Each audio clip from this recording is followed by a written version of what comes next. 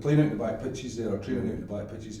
Surface looks good. They look pretty sharp this week. What's been the frame of mind coming in? Yeah, I think so. We had the first 3 weeks was a pretty hard slog. I think the majority of training was physical and conditioning, with an element of rugby. Whereas this week, and we're starting to change the balance in terms of a bit more rugby, which is great. And I think in the end, the boys are rugby players, so they're keen to get the ball in hand and looking forward to these games in a month's time.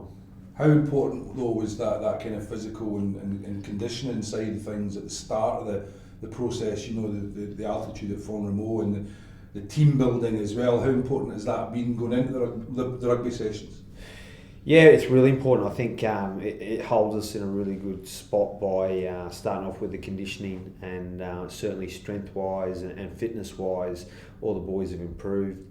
And certainly talking to the boys, I think it's some of the hardest training they've ever been involved in. So I think that's certainly going to hold us in really good stead moving forward for these warm-up games as well as the World Cup. We talked about the players coming into camp, and the good thing was that you're talking about guys who've been involved with Glasgow and Saracens, and they're winning as they come into the camp.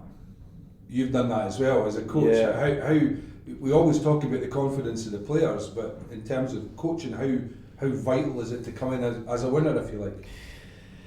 Yeah, it's really important. I mean, after the Six Nations, Vern talked to the playing group, and he spoke to us about going away and doing the best we could for our clubs. And like you said, Glasgow won the Pro 12. Edinburgh made the final of Europe, and then you've got the boys from Saracens who won the English Premiership. So it was really exciting, and it does give you a lot of confidence because you're up against the best players in the Northern Hemisphere, and to come away with a win for two of those major groups is fantastic.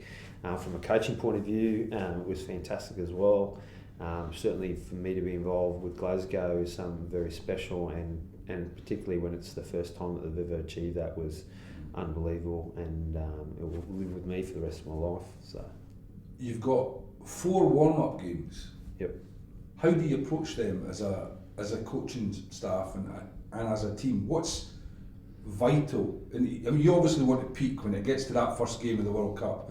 You want to be peaking at the tournament. So what's important in the 4 games leading up to the tournament? Listen, I think all those 4 games are really important for a number of reasons. I mean, first of all, they are test matches, so you always want to win every test match you're involved in.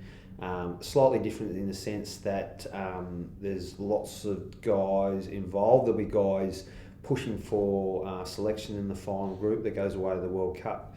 So there'll be lots of different combinations. I think it's getting combinations and working them under pressure in a game-like environment and seeing how we go there. I think there's a lot of things which we've been working hard. We'll be taking a lot of the things we've done in the Six Nations, but we've added certainly things to see how they're working and progressing, and then, like you're saying, it's fine-tuning them so that we're right for all our pool games when we get to the World Cup.